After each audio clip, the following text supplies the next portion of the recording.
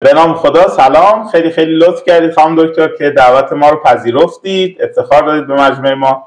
خانم دکتر خسروجردی، خب ما افتخاری داشتیم که در دوران دکتری همکلاسی ایشون بودیم و بسیار از ایشون یاد گرفتیم. میشه گفت اولین نکته‌ای که از خانم دکتر به ذهن من میرسه هر وقت در مورد خانم دکتر خسروجردی صحبت میشه، دیسیپلین و نظم عالیه که ایشون دارن. خانم دکتر خسروجردی یه نکته عالی به خود من آموختن و اون هم این بوده که باید نظم و دیسیپلین در واقع مربیگری، مدرس بودن و از استاد بودن رو از ایشون یاد گرفت. بسیار پانکچوال، بسیار آن تایم، بسیار مرتب و منظم در واقع در کلاس ها شرکت میکردن و الان در کلاس ها حاضر میشن و خیلی خیلی این نکته برای خود من قابل توجه بوده که یه نفر اینقدر میتونه منظم و همه چی برنامه ریزی شده روی برنامه از قبل در واقع برنامه ریزی بکنن و کارا رو انجام بدن.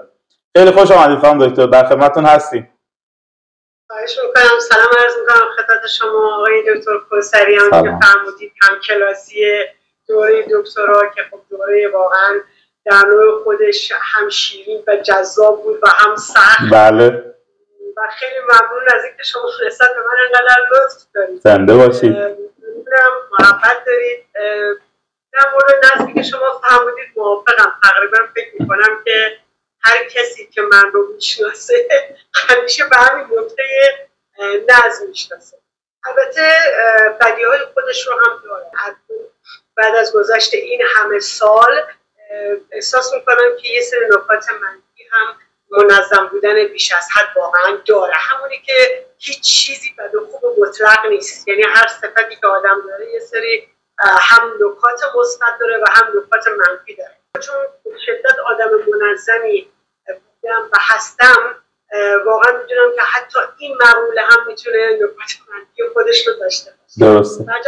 در خدمت شما خیلی خوشحالم از این برنامه که شما شروع کردید و فکر میکنم که میتونه خیلی خیلی مفید باشه برای دوستانی که یا اول راهن یا میخوان وارد کار تدریس اینها بشن. امیدوارم که مفید باشه. خانم دکتر انقدر برنامه ریزی داشتن زمانی که تشریف می آوردن توی کلاس ها، حتی برای لباس فرمی که قرار هفته بعد بپوشن هم برنامه داشتن. یعنی تا این حد ایشون منظم و مرتب و دقیق بودن که حتی علاوه بر برنامه‌های پروفشنال و حرفه‌ای خودشون، روی لباس پوشیدن خودشون و اینکه چه لباس فرمی رو هفته آینده باید بپوشن در کلاس حاضر بشن هم برنامه داشتن که واقعا برای همه ما توی کلاس واقعا جذاب و جالب بود.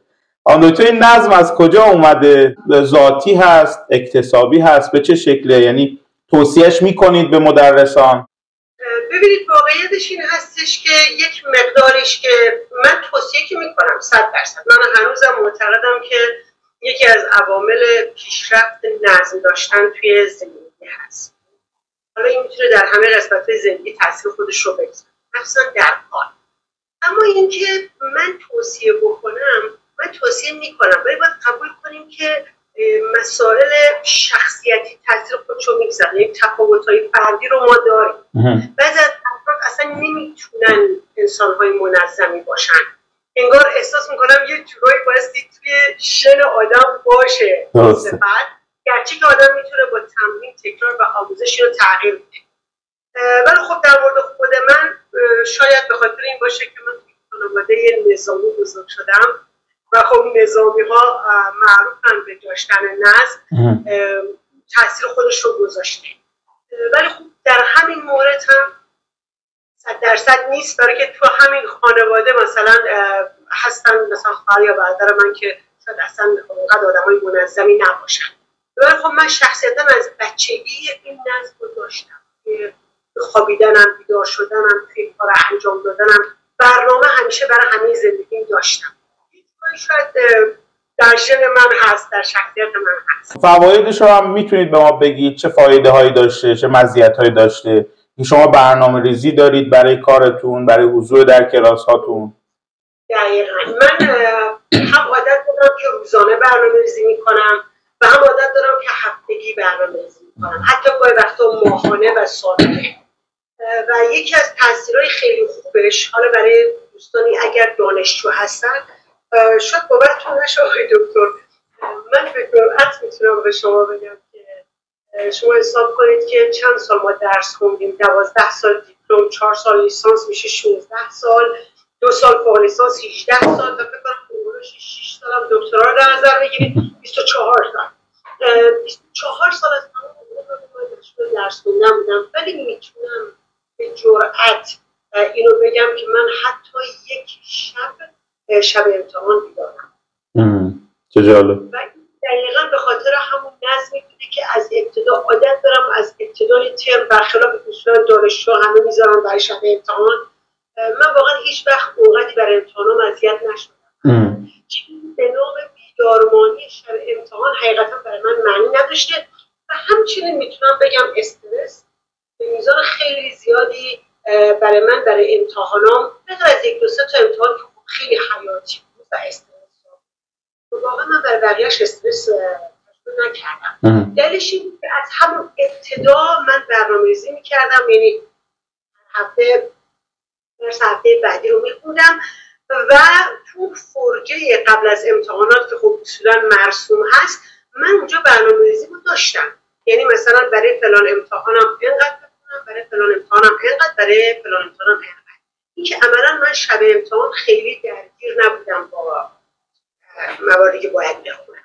درست. یکی از تاثیراتش توی تدریس، خب من همیشه به نوعی یک همکار قابل اعتماد بودم، یعنی جایی که کار میکنم اونجا این اعتماد رو به من داره که خب فلانی آدم منظم، فلانی ساعت شروع میکنه، فلانی سر ساعت تمام میکنه و این حتی دانشجو هم این رو خب بالاخره بعد از یه مدت متوجه میشد که خب نه این استاد آدم منظمی هستش، سر ساعت کلاسش رو تشکیل میده، این موقع تمام میکنه.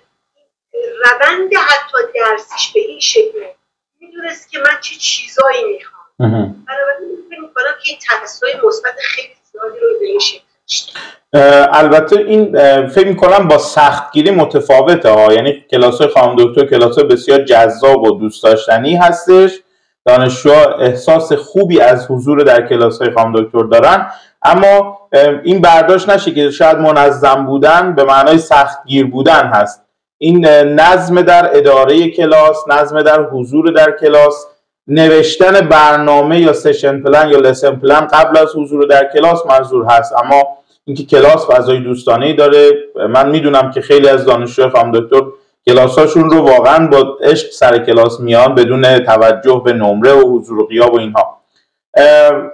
پس این در واقع برنامه نویسی قبل از ورود به کلاس، اینکه در مورد در واقع افرادی که داخل کلاس هستن، اینکه قراره چه چیزی رو یاد بگیرن، با چه هدفی در کلاس هستن، شما از قبل فکر میکنید، برنامه میریزید، کتاب‌هاشو آماده سازی میکنید، لسن پلن مینویسید و با برنامه حاضر میشید. ببینید تنها من برنامه ریزی میکنم، حتی در مواقعی که امکانش هست، مثلا در کلاس‌های دانشگاه این حالت بیشتر هست، شاید در مؤسسه این اتفاق نیفته، ولی در کلاس دانشگاه حتی دانشجوی من میدونه که هر جلسه قراره چیکار بکنه. چه جالب. دانشجو سر کلاس کاملا میدونه که من این جلسه میخوام چه کاری رو انجام بدم، اصلا این بحث رو میخوایم کار کنیم، این تمرین رو برای این جلسه است، پس بنابراین کاملا از پروسه درس آگاهه. شما اینو از قبل مکتوب بهشون اعلام میکنید یا به چه شکلی بیان میکنید که دانشجو مطلع میشه از اینکه در طول این جلسه قرار چه اتفاقی بیفته؟ بله، من یکی از عادتهایی که داشتم و چون فکر میکنم که مفید هم بوده و این رو به همه کسایی که میخوان وارد حرفه معلمی بشن توصیه میکنم، این هستش که جلسه اول مهمترین جلسه است. چه جالب. من حالا شخصیتا هم منظم بودم و هم صفت‌های مدیریتی باز به نوع شخصیتی در من بوده، شاید بدونی که آموزش مدیریت خاصی باشه، ولی واقعا میتونم به جرئت بگم من تا حالا در مدیریت کلاسم از همون ابتدا که شروع کردم، الان تقریبا 29 سال هست که من تدریس دارم. واقعا در این 29 سال میتونم به جرئت بگم که من مشکل مدیریتی نداشتم.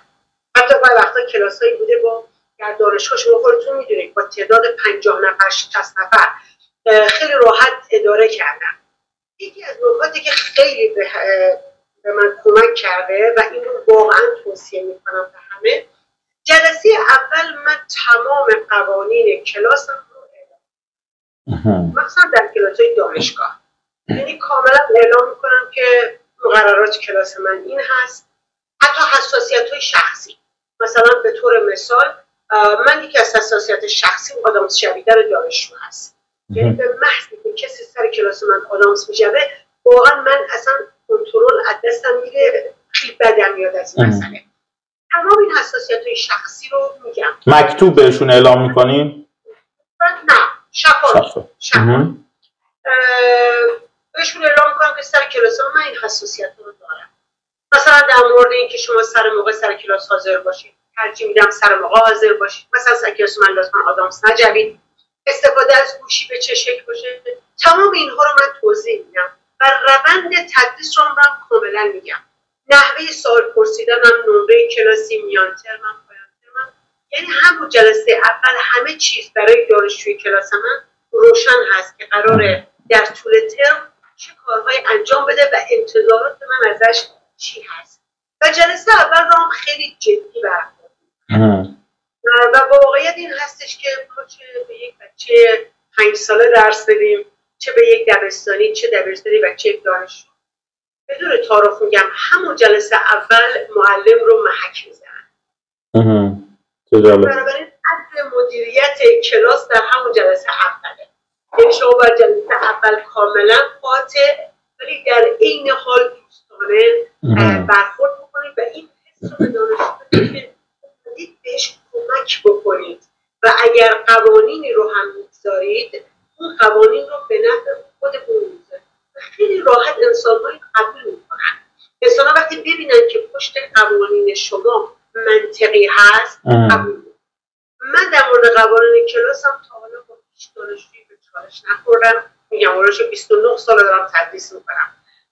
برای که اگر دانشجوی آزادش گذاشتم، گفتم اگر کسی سوال داره و فکر میکنه که این قانون من قانون بدی هست، بگه تا من منطق پشت سرشو بگم. و خیلی منطق پشت سرشو توضیح دادم و همه دانشجو پذیرفتن و واقعا مشکل. بسیار عالی. ما خیلی از وقتا تو آموزشگاه داریم مدرسانی رو که مثلا کلاس 12-13 نفره که بهشون تحویل میدیم، خب اعتراض میکنن که کلاس شلوغه. ولی خب من به شاهدم، واقعا خودم دیدم که به شخصی که خانم دکتر کلاسی 60-70 نفره 50 نفره زبان عمومی رو خیلی خوب اداره میکنن و فکر میکنم دلیلش همین هست که در جلسه اول همونطور که فرمودن همه چیز شفاف، مکتوب، حالا بعضی وقتا شفاهی و قاطع به دانشجویان، زبان آموزان در واقع ابلاغ میشه و تکلیف هم اول معلوم میشه که خانم دکتر چی میخوان و باید چه کاری انجام بشه، ددلاین اون پروژه کی هست، به چه شکلی باید تحویل بشه و وقتی خب همه چیز شفاف باشه دیگه جای در واقع تردید و اعتراضی نیست. و این نکته خیلی جالب بود که خانم دکتر فرمودن حتی بچه 5-6 ساله جلسه اول کلاس معلمش رو ارزیابی میکنه و تحلیل میکنه و میسنجه که اوضاع معلمش چی هست. خیلی جالب بود. متشکرم از این نکته خوبی که فرمودید. خانم دکتر اگر امکانش هست، خب من بحث هیئت علمی بود در دانشگاه رو که خب تقریبا همه میدونیم. چند سال هیئت علمی هستید خانم دکتر؟ به عنوان هیئت علمی 20 سال. 20 سال هیئت علمی دانشگاه آزاد هستن. دیگه چه فعالیت جانبی دارن خانم دکتر؟ اگر امکانش هست توضیح بفرمایید. یه نکته چون همیشه برای دانشجو جالب بوده، شاید برای اون کسانی که این برنامه رو نگاه میکنن هم جالب باشه بگم که من وقتی که 5-6 ساله بودم تنها برنامه انگلیسی در تلویزیون شبکه 2 بود و خبر ساعت 10. این ساعت اخبار به انگلیسی شد. بعضا به من میگن شما چطوری وارد حیطه زبان شدید یا چرا، همیشه من این داستان رو میگم براشون. یه خورده تو اون سن با دخترای همسن و سالم متفاوت بودن. زمان خب دخترها همه عروسک بازی میکردن، ولی من از 5-6 سالگی آرزوم بود که استاد دانشگاه. چه جالب. و بعد یکی دیگه آرزوی دیگه من این بودش که اگه من یک روزی بتونم اسمم رو به انگلیسی انگلیسی بگم به آرزوام رسیدم و تو 5-6 سالگی خب فکر میکردم که حتما مثلا من باید تو آمریکا به دنیا بیام که بتونم اسمم رو به انگلیسی بگم و تنها برنامه انگلیسی زبان تلویزیون تقریبا ساعت 10 شب به مدت می‌رسن من هیچ متوجه نمی‌شدم و تو بچگی فکر کردم که اینا آمریکایی هستن. چه جالب. صحبت می‌کنن. بنابراین دقیقاً مثل یک آرزوی دست نیافتنی بود برای من و حتی به خودم گفتم اگر روزی که من خواستم بمیرم اسمم رو به انگلیسی بگم و بعد منو بذارن تو قبر من برام این مسئله واقعا در همونجا شکل گرفت و من تمام دوره دبستانم رو با رویا استاد دانشگاهی خوابیدم. همیشه شبا که میخوابیدم خودم رو میدیدم که من استاد دانشگاهم و لباسام همه ست، همه یک رنگ، یک سلسله دستمه و یک عینک ترکیبی بود که من همیشه تو ذهنم مرور میکردم. تمام شب‌ها من با این رویا می‌خوابیدم که من مثلا بزرگ بشم استاد دانشگاه میشم و دیدم به دختره که عروسک بازی میکردن این بود که اینا بچه‌ن من خواب استاد دانشگاه بشم. این واقعا در بچگی من بود. اینکه من هلوش آخر دیدم که بعضی از بچه‌ها آخر مشقاشون اون موقع می‌نویسن دیت. بعد من گفتم انقدر برای من جذاب بود این کلمه انگلیسی. بعد کلی میرفتم اون زمان خب کلاس زبان مربوط به بچه‌های خیلی متمول، افرادی که خانواده‌های خیلی ثروتمندی داشتن مثلا حالا یا خارج رفته بودن اومده بودن اینو داشتن که یعنی ما انگلیسی بلدیم و برجت اینو تو کشف کردم که این یعنی چی. بعد اینو آخر تمام مشقام می‌نوشتم. جالب این کلمه رو نمیتونستم بخونم فقط تقلید می‌کردم می‌نوشتم و فهمیده بودم که این یعنی پایان.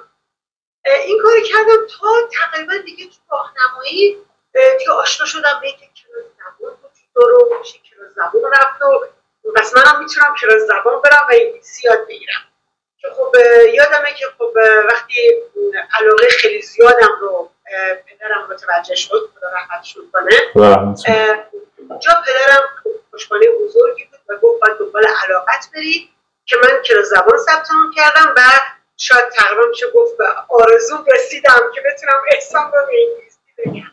چقدر جالب. ادامه پیدا کرد و خب خود دوره کلاس زبان 4 ساله رو من در طول دبیرستان رفتم و خب چون اونجا شاگرد موفقی بودم در همون مؤسسه من در سن 19 سالگی شروع به تدریس کردم. چه جالب. من از 19 سالگی شروع شده بله و من تدریس رو به مؤسسه شروع کردم. مؤسسه یادتونه چی بود خانم دکتر؟ بله مؤسسه شکوه. چه جالب. شکوه بله. دقیق یادمه هیچ وقت اون روزا یادم نمیره و حس شیرینی که از اولین چک حقوق گرفتم اولین حقوق من آقای دکتر 3000 رو فکر کنم 600 تومان. چه جالب چه جالب.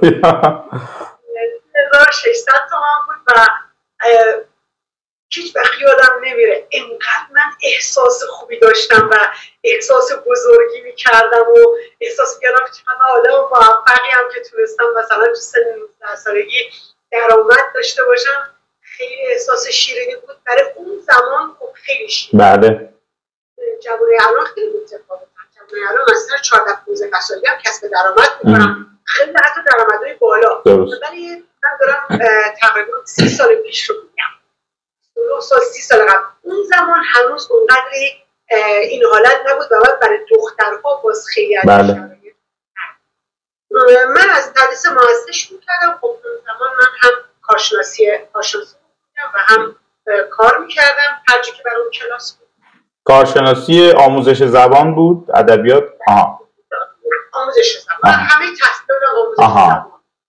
کارشناسی آموزش زبانم رو گرفتم. بعد یه موردی که میخوام این وسط خیلی توصیه میکنم من سال اول بودم که توی دوره TGC خودش شرکت کردم. اون رو شد 19 ساله و واقعا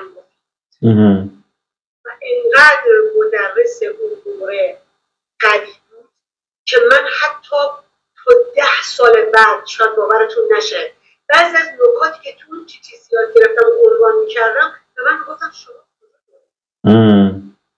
بعد اصلا باورشون نمیشد که مثلا گفتم من یک چیزی توی مثلا این سن گذروندم. اینقدر اون فرد نکات کاربردی رو در تدریس گفت، واقعا خدا رحمتشون کنه. متاسفانه اسمشون رو از ذهنم رفته، ایشون دیگه در قید حیات نیستن. نقش TTC رو میخوام بگم که میتونه تاثیرگذار باشه خیلی زیاد. بعد از اون من هر دوره TTC و دکترا هر مؤسسه‌ای بود شرکت کردم و الان هم شرکت میکنید خانم دکتر. ما هر کنفرانس علمی، هر همایش علمی، هر نشست علمی، واقعا مگر اینکه دیگه خیلی دور باشه به خانم دکتر، واقعا هر مراسم و جمعی از اساتید و بزرگان آموزش زبان یه جا جمع میشن، خانم دکتر حتما خودشون رو به اونجا میرسونن، خودشون اونجا تشریف دارن، چه به عنوان سخنران چه به عنوان شرکت کننده. و این روحیه تا همین الان هم هست، یعنی بعد از گذشت 25 سال 30 سال به قول خودشون، همین الان هم شما هر دوره‌ای که باشه و خانم دکتر امکان شرکت داشته باشن حتما تو اون دوره حضور دارن. بله واقعا این کارو میکنم، چون ببینید من اثرش رو دیدم. یعنی اعتقاد دارم که واقعا مؤثره. گاهی وقتا من دوره بوده شرکت کردم که فقط یک جمله از اون استاد یاد گرفتم، یک جمله، یعنی بقیه‌اش همه رو مثلا خوندم تو دوره‌های قبلی، ولی همون یک جمله. حتی گاهی وقتا شما چیزی یاد نمی‌گیرید، رفتار طرف رو دارید، رفتار حرفه‌ای طرف رو دارید می‌بینید، گاهی وقتا مدیریت طرف رو دارید می‌بینید. فقط این نیست که شما TTC شرکت بکنید به شما بگن چجوری درس بده. اگر هوشیارانه شرکت بکنید موارد خیلی زیادی رو از این جمع بگیرید و کانکشن هایی که برجت این وسط وجود میاد که خیلی مفید باشه. برجت من این تدریس رو به این شکل در مؤسسه شروع کردم و هر دوره TTC رو که دیدم. بعد کارشناسی ارشد شرکت کردم. در اولین سالی که کارشناسی ارشد بودم شروع کردم تدریس دانشگاه رو به شکل حق و تدریس. شکل حق و تدریس و اینکه دیگه بعد از چند سال که کارشناسی ارشد تموم شد و گذشت که دیگه حالا به عنوان هیئت علمی شروع کردم به کار کردن. این روند کاری. و خب من میدونم علاوه بر هیئت علمی در کانون زبان فعال هستید و بودید، نمیدونم الان هم تشریف دارید یا نه. خب من از 19 سالگی تدریس تو کانون زبان رو شروع کردم و تا الان هم ادامه داره. یکی از جاهایی هستش که من خیلی علاقه دارم با وجود تمام مشکلاتی که داره، دقیقاً به خاطر همون نظم و دیسیپلین که جزء از شخصیت من هست. خیلی هم همیشه لذت بردم از تدریس در کانون زبان ایران. بله من همچنان هم در کانون زبان ایران مشغولم. تقریبا الان 22 سال تموم شده. درسته. خب میدونم دیگه دوستان، کانون زبان میشه گفت که یکی از منظم‌ترین، با سابقه ترین، فکر کنم اولین آموزشگاه رسمی باید باشه، چیزی که تو ذهن من هست. حالا که زبان ایران ریشش برمیگرده به همون ایران امریکای سابق. آره بخوایم با اون به اصطلاح ارزش‌هایی بکنیم بله. یه استانداردهای خیلی زیادی داره برای جذب مدرس و واقعا کار سختی است بشه در کانون زبان ماندگار شد، تدریس داشت. و خب این که خانم دکتر تدریس در آموزشگاه رو حالا با کیفیت‌های بالا رها نکردن در زمانی که وارد دانشگاه شدن، نشون میده که نیاز هست به هر حال آدم‌ها فضاهای مختلف رو تجربه بکنن. چون ما داریم بعضی از عزیزان رو که دیگه وارد حوزه تدریس در دانشگاه میشن یا وارد حوزه تدریس در آموزش و پرورش میشن، دیگه فضای آموزشگاه رو در واقع دور میافتن از فضای تدریس در آموزشگاه ها و خودشون رو معطوف میکنن به یک بخشی از در واقع آمار که خب احساس میکنم مزیت‌های زیادی داره وقتی شما فضاهای مختلف رو تجربه میکنید. خانم دکتر در مورد دوره‌های بین‌المللی هم من میدونم که شما شرکت کردید، یکمی هم از اون فضا به ما بگید. دوره‌هایی رو شرکت کردید. بین‌المللی هم باز داستان خودش رو داره. این رو میگم برای که واقعا بدونن که دوستانی که تو این مسیرن این اتفاقا میفته. من آقای دکتر خیلی زود به اون چیزی که آرزو بود رسیدم. یعنی من به 30 سالگی تقریبا میشه گفت به شغل دلخواهم رسیدم، هیئت علمی شدم و خیلی از چیزایی که همه دنبالشن رو من در 30 سالگی به دست آوردم. چه اتفاقی افتاد این وسط؟ من رو خدمتتون عرض کنم که من با مدرک کارشناسی ارشد هیئت علمی شدم. در اون زمان کارشناسی ارشد خیلی اعتبار داشت. بله. بعد در سال 30 سالگی چون همزمان وارد زندگی متأهلی شدم، خب این مسئله باعث شد که هزینه دکترا رو شاید نرفتم در اون زمان. بعد خب یه اتفاقی که میفته وقتی شما در سن خیلی زود به آرزوتون میرسید اینه که بعد از اون دیگه زندگی خود خسته کننده میشه. این به هلوش 33 5 سالگی 36 سالگی همچین چیزی، یا فکر کنم نه هلوش 10 سال گذشته بود که من دیگه هیئت علمی بودم و اینها. بعد احساس کردم که من دارم درجا میزنم و ضمن اینکه ما 10 سال پیش اینقدر دور و اینها نداشتیم. بله واقعا نداشتیم. درست. اون زمان مثلا یک دونه کنفرانس، مثلا فکر کنم فقط یک دونه کنفرانس تلسی بوده دیگه. شاید باورتون نشه من بابت شرکت در کنفرانس رفتم کشور خارجی. بله. کلی هزینه بلیط هواپیما دادم، هزینه ثبت نام دادم، هزینه هتل دادم برم و ارائه بدم در یک زمان واقعا نبود تا این حد رو اینها. من احساس کردم که خب چرا نمی‌کنم که من حالا شدم هیئت علمی تو دانشگاه دارم درس میدم، دانشگاه سرفصل داره، خب همین سرفصل‌ها هی داره تکرار میشه. بعد من احساس کردم من یه تغییری میخوام. اون موقع دوره‌ها کم بود، اصلا مثل الان اینقدر دوره فراوون نبود. این بر اون بر صحبت کردم با افرادی که میشناختم و اینها، آشنا شدم با دوره‌هایی مثل حالا مثلا دلتا و اینطور چی دوره‌ها و خب خیلی شانس آوردم دقیقا در همون زمانی که من تصمیم گرفتم این کار رو انجام بدم. خب سرکار خانم شریعتی که یکی از اساتید بزرگوار در این حوزه هستن، همون موقع اتفاقا برای اولین بار تیسول رو در مشهد تشکیل دادن. خب یک فرصت خیلی خوب بود برای من، با توجه به اینکه حالا من رفت آمد به شهرستان داشتم، بچه‌م کوچیک بود و اینها، بتونم از اون فرصت استفاده بکنم. خب خیلی فضای جالبی بود اینکه آشنا بشه آدم که در سطح بین‌المللی تدریس باید بشه 6 باشه. واقعا من استفاده کردم و بعد از اون باز به خاطر تجربه سابقه طولانی که داشتم آشنا شدم با دوره تات عملا و ترینر شدم. ترینر بین‌المللی شدم و برجن اون هم تجربه شاید بگم به مراتب بهتر باز از تیسول. خیلی هم عالی. خانم دکتر همینطور که خب خودشون هم فرمودن تیچر ترینر هستن، دوره‌های تربیت مدرس برگزار میکنن و علاوه بر اینکه در تدریس در دانشگاه دارن، معلمان زبان رو هم تربیت میکنن و به بازار تدریس و به حوزه تدریس در واقع آمادهشون میکنن برای تدریس. خانم دکتر در مورد نقش کنکشنز و اون نتورک که صحبتی فرمودین، آدم هایی که به هر حال در کنفرانس ها و کارگاه ها میبینید یا باهاشون آشنا میشید، این نتورک چقدر تأثیر داشته در پیشرفت کار شما؟ اینکه به هر حال ارتباطات، من میدونم که خب ارتباطات خیلی خوبی دارید شما با آدم های فعال در حوزه ELT، این چقدر مؤثر هست در پیشرفت یک فردی که میخواد وارد بازار یا حوزه تدریس بشه، کار آموزش رو شروع بکنه؟ ببینید شاید این تیکه که من میگم شاید اصلا تیکه جالبی نباشه برای شنونده‌های شما یا حتی به شما. من خودم یکی از ضعف‌های خودم رو همین عدم نتورک میشه. من به خاطر نوع کارم، یعنی وقتی که شما هیئت علمی هستید، دانشگاه یک فضای خیلی زیادی رو از شما میگیره، زمان خیلی زیادی، یعنی شما یه زمان 32 ساعت رو بایستی در محیط دانشگاه بگذرونید. وقتی شما در محیط دانشگاه میگذرونید، فرصت کمی براتون پیش میاد که شاید وارد حوزه‌های دیگه بشید.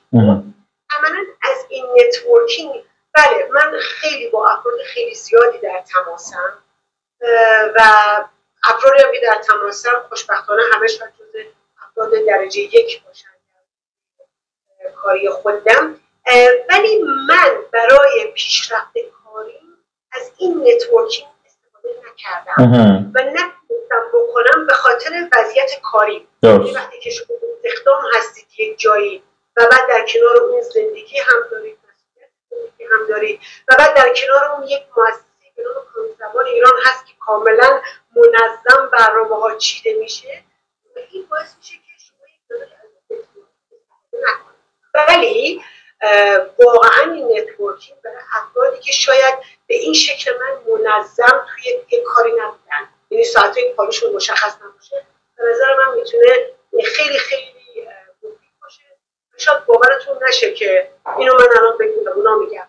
من به عنوان کسی که 29 ساله دارم تدریس میکنم، الان تازه شاید شروع کردم به اینکه از طریق نتورکینگ بتونم وارد کارهای جدید بشم. یعنی الان و این رو من خیلی به جوان‌ها توصیه میکنم که از ابتدا جدی بگیرن، چیزی که من خودم رو در اون یک مقداری عقب میدونم. یه نکته‌ای که هستش و من همیشه از مهمان‌ها میپرسم این هست که تعریف خودشون از یک معلم خوب، از یک استاد خوب در قرن 21 چی هست؟ با توجه به اینکه به هر حال شما فضاهای کاری متفاوتی رو تجربه کردید و میکنید، شما هم با مدرسان در ارتباط هستید، هم با دانشجوها در ارتباط هستید، هم با آموزشگاه و فضای آموزشگاهی در ارتباط هستید. اگر بخواید چند تا ویژگی خوب یا یک ویژگی ممتاز و برجسته از یک معلم خوب، استاد خوب ارائه بکنید چی هست از نظر شما؟ البته سوال سختیه ها، میدونم. من ویژگی میگم و اونم عشق به معلم. عشق به معلمی، چه جالب. یعنی من همیشه از تدریسم لذت بردم. این که وقتی به من میگن تو 29 سال درس دادی خسته نشدی، میگم نه. چه جالب. من واقعا از آموزش دادن لذت بردم. این مهمترین ویژگی. این رو که داشته باشی دنبال بقیه‌اش هم میری. بعد بحث مسائل مالی و اینکه مثلا خب ما یه سری از تیچرها داریم به هر حال مجبور هستن به خاطر مسائل مالی زیاد کلاس بگیرن، تایمشون رو پر بکنن. بعضی از اساتید هم هستن که به کیفیت کار بیشتر اهمیت میدن، سعی میکنن کلاس‌های کمی رو بگیرن تا اینکه بتونن به هر حال کیفیت کارشون رو حفظ بکنن. این تعادل برقرار کردن چطور بوده در شما؟ به هر حال کار سختی است دیگه، هم به هر حال مسائل مالی مهم هست، هم کیفیت کار. میدونم که در کلاس‌های شما خیلی بالاست و شما تقریبا کلاس شبیه به هم ندارید.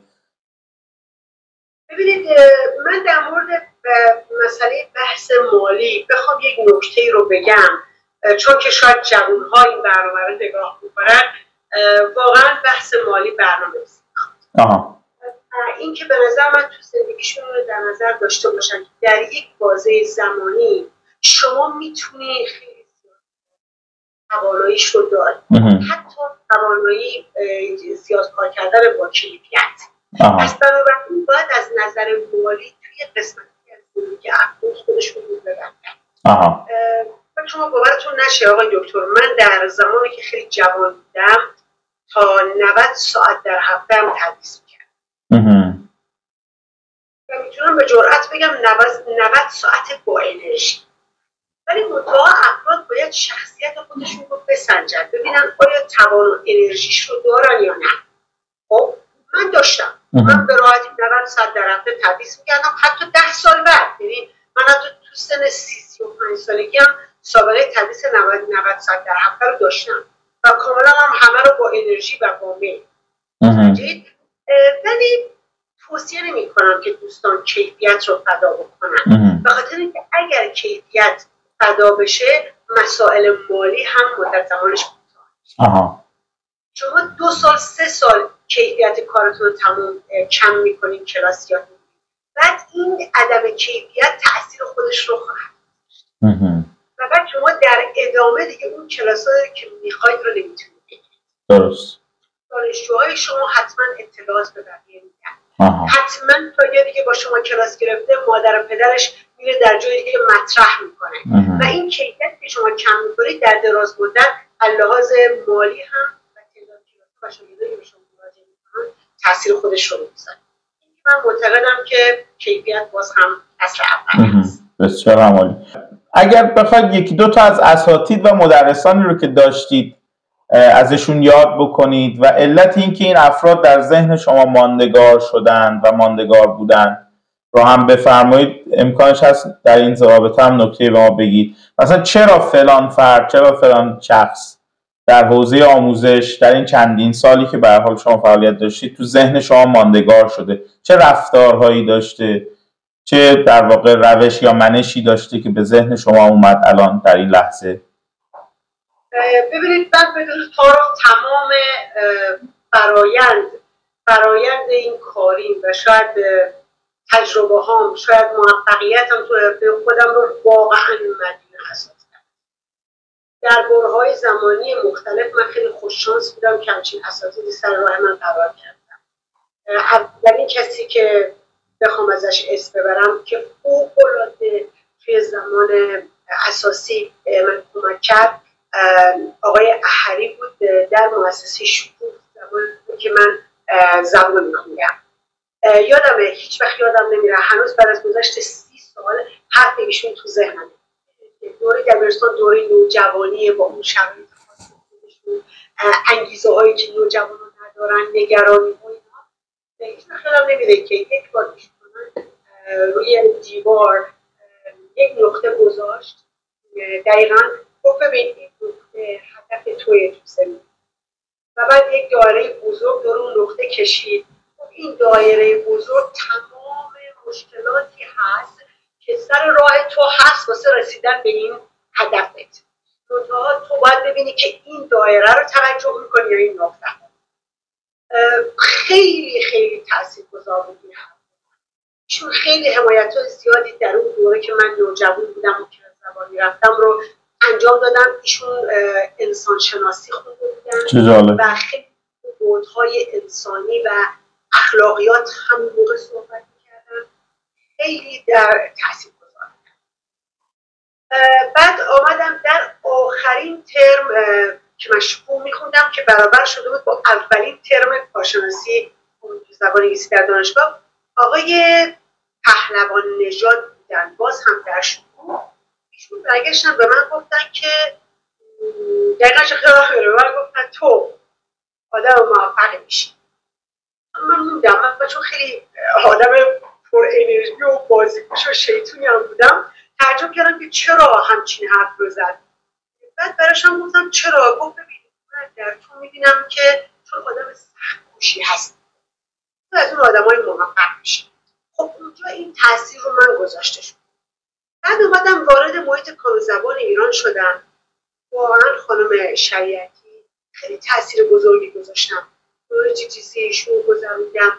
توی کار زبان ایران همیشه حامی بودن، همیشه سعی می‌کردن که به من کمک بکنن، نکته‌ها رو به من بگن. حتی در مورد رفتار، این رفتار مثلا نکنید، رفتار رو انجام بده. همچنان در دوره کارشناسی با اساتید مختلف جاهای دیگه آشنا شدم. الان دقیقا اسم این دوستان خیلی هم من بهش بدهکارم، متاسفانه الان از ذهنم رفت. خانم دکتر کارشناسی کجا خوندین؟ من دانشگاه آزاد مشهد. آها، درسته. حالا اسم اون استاد از ذهنم متاسفانه رفته که خیلی هم من بهشون همیشه بدهکارم.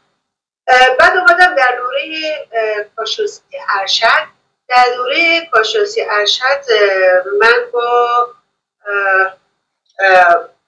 استاد راهنما متاسفانه بازم بزنم دکتر متاسفانه از ذهنم رفته. ایشون از شخصیتش خیلی خوشم میاد. این دلیلش خیلی برامون مهمه. شخصیت مؤدبی که داشتن، این عنوان یک انسان خیلی فرید. ایشون از اساتید بزرگوار مثلا شاید شما بتونید کمک بکنید. کجا خانم دکتر تشریف داشتید ارشد؟ دانشگاه مشهد. استاد راهنمای منم بودن. متاسفانه اسمش از ذهنم رفته. ایشون خب یکی از اساتید فوق‌العاده باسواد در کشور هستن. من انقدر منش ایشون، شاید بگم من منش استادی رو از ایشون خیلی دیدم. به چه که ایشون میشستن سر کلاس و اون شخصیتی که داشتن انقدر منو جذب کرد. من همیشه میگفتم من روز که استاد دانشگاه بشم سعی کنم مثل آقای دکتر قنصلی. آقای دکتر قنصلی، آها بله. خیلی منششون رو دوست داشتم. اونجا ایشون خیلی بودن و بعد من در اولین جایی که وارد حوزه دانشگاه شدم رفتم در دانشگاه پیام نور. در دانشگاه پیام نور برای اولین بار من اونجا با آقای دکتر مطلب زاده آشنا شدم. توی اولین برخورد خب نمیدونم چرا یه حس کانکشنی به وجود اومد. من سالها دیگه ایشون رو ندیدم تا زمانی که اقدام کردم برای دکترا که خب من با توجه به اینکه رتبه دکترام رتبه 13 بود واقعا فقط به خاطر آقای دکتر مطلب زاده تربت رو انتخاب کردم که بتونم با ایشون درس داشته باشم و ایشون هم خیلی واقعا تاثیر گذاشت. افراد مختلف. حالا من خیلی دوست دارم اسم اون یکی عثمان یادم بیاد. بسیار عالی. خیلی ممنون. آقای دکتر پژوهش. آقای دکتر پژوهش در دوره کارشناسی. نه در دوره کارشناسی من با ایشون آشنا شدم. هیچ وقت تقریبا با ایشون درس نداشتم. چون من هر دوره‌ای که هر جا تشکیل شد من بودم اون زمان یه دوره ایشون گذاشتن دوره تستی. بعد من همیشه علاوه بر تمام درس‌های دانشگاهیم هر جا هر استادی هر درس رو ارائه میداد گفتم خوبه من میرفتم شرکت می‌کردم. دوره با ایشون آشنا شدم و ایشون چندین سال تا پایان دوره کارشناسی ارشد خیلی منو همراهی کردن و خیلی از ایشون بودم. خیلی هم عالی. خیلی ممنون از اینکه اسامی رو فرمودید، یاد کردید از این عزیزان که خب واقعا خیلی هاشون از اساتید برجسته حوزه آموزش زبان هستن و ما هممون بهشون بدهکار هستیم. حالا داریم نزدیک میشیم به دقایق پایانی گفتگو. اگر کتابی هست که فکر میکنید راهگشاست در زندگی شخصی مدرسان، در زندگی حرفه‌ای مدرسان، اگر فیلمی هست که تاثیر گذاشته در زندگی خودتون و در زندگی حرفه‌ایتون، خیلی خوشحال میشم که معرفی بکنید و بعد ما در توضیحات این در واقع ویدیو همون رو معرفی بکنیم به بچه‌ها و بتونن اون رو ببینن و بخونن و استفاده بکنن. بله اگر اجازه بدید من الان اونجا کتابخونه همونجا چند تا کتابی که من دلایل مختلفی اونها رو پیشنهاد میکنم. تا خانم دکتر هم دارن پیدا میکنن. خانم دکتر تألیف کتاب هم چندین عنوان دارن در حوزه دانشگاهی که خب چند ESP فکر میکنم چند عنوان کار فرمودن که خب حوزه آموزش زبان برای رشته ها و در واقع دروس خاص هست که خب کتاب خیلی خوبی هم هست. این بخشی از توانمندی های خانم دکتر بود که ما اینجا صحبت کردیم. لایه های پیدا و پنهان دیگری هم هست که خب واقعا فرصت نیست بتونیم بهش اشاره بکنیم. واقعا همینطور سخت‌کوشی خانم دکتر خسروجردی برای من خودم به عنوان یک الگو هست. اینکه ایشون میگم من هر کنفرانسی که میرم خانم دکتر هم اونجا تشریف دارن و من با خودم میگم ببین یه نفر هست که از تو پیگیرتر و در واقع سخت‌کوش‌تر هست، دوره ها رو شرکت میکنن، تألیف میکنن، تدریس میکنن. واقعا لذت میبریم از اینکه ایشون رو اینقدر پر انرژی میبینیم. محبت دارید که نظر لطف شماست. سلام. ما اصلا به شما نمیرسیم در سلامت فعالیت. من خودم شخصا فعالیت‌های شما رو از طریق اینستاگرام دنبال میکنم و واقعا لذت میبرم. لطف دارید شما. خیلی هم عالی از ایده های متفاوتی که میبینم دارید انجام میدید. واقعا لذت بزرگوارید. شما منو میشناسید من خیلی آدم اهل تروبی نیستم. لطف دارید شما. وقتی یه چیزی رو میگم از ته دل بهش شما لطف دارید. اما در مورد کتاب ببینید من در مورد کتاب‌های تخصصی رشته خودم هیچ صحبتی نمی‌کنم برای که به اندازه کافی دانشجوها در دانشگاه اینها اساتید بهشون میگن، ولی توصیه می‌کنم به تمام جوان‌ها که خیلی روی شخصیت خودشون در زندگی فردی، روی توانمندی‌هاشون و بعد شخصیت حرفه‌ایشون و یک راه برای ساختن یک شخصیت به نظر من خوندن کتاب‌های خوب هست. من عادت دارم که مدام از کتاب‌های متفاوتی که روی شخصیت کار میکنه استفاده میکنم و از هر کدومشم واقعا برای مفید بوده. حالا من چند تا کتابی که الان اینجا هست که میتونه روی خودتون کار بکنه رو تو کتابخونم آماده داشتم. خود مقدس شما که بعد که شما مطالعه بکنید واقعا میبینید که چقدر به عنوان یک انسان روح بزرگی میتونید داشته باشید. و در باب حکمت زندگی هست که اینها میپردازه به این که واقعا در زندگی اصل چی هست و فرق چی هست و چقدر تفاوت داره که شما دنبال یک اصالتی در زندگی خودتون باشید و به خودتون در واقع. و این کتاب هم ملت عشق، شاید باورتون نشه من این کتاب رو 3 بار تا حالا خوندم، اونجوری که میدونم داستانش چیه و هر بار که خونده میشه یه تیکه هایش رو شما دقیقا میبینید که تو زندگی همه آثارش هست که واقعا اگر دقت بکنید میتونه خیلی خیلی مفید باشه. کتاب همچنین کتاب 7 ویژگی افراد موفق، 7 عادت مردان مؤثر. اینا کتابایی هستش من از این دست کتابا زیاد خوندم و خیلی هم راضیم از خوندن اینها. واقعا خوندن این سری کتابا رو به همه توصیه می‌کنم. خیلی خیلی لطف کردید خانم دکتر، ممنونم از وقتی که گذاشتید، افتخار دادید به مجموعه ما، پذیرفتید که در خدمتتون باشیم. برای من خودم که خیلی آموزنده بود، خیلی لذت بردم. امیدوارم که قطعا برای بچه‌ها هم که دارن نگاه میکنن و میشنون مفید و مؤثر باشه. ممنونم ازتون خانم دکتر، خیلی لطف کردید. اگر نکته پایانی هست در خدمتتون هستیم. محمد منم متقابلا از شما تشکر می‌کنم. واقعا امیدوارم که نسل جوانی که این برنامه‌ها رو می‌بینن واقعا استفاده لازم رو بکنن و ببینن که این افرادی که این راه‌ها رو رفتن واقعا از تجربیاتشون استفاده بکنن. از شما خیلی ممنونم از وقتی که گذاشتید، از اینکه یک همچین ایده جالبی رو طراحی کردید و دارید انجام میدید. منم خیلی ممنونم و امیدوارم که صحبت‌های من حداقل برای یک نفر مفید باشه. قطعا همینطوره.